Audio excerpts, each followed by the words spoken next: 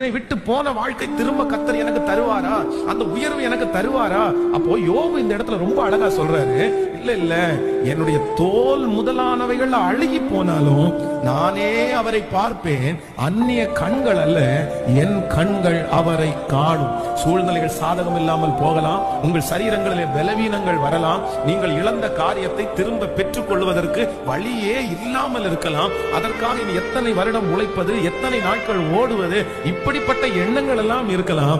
ஆனா ஆண்டவர் வாக்கு கொடுக்கிறார், மகனே மகளே, நீ ஒரு நம்பிக்கையை இழக்காத.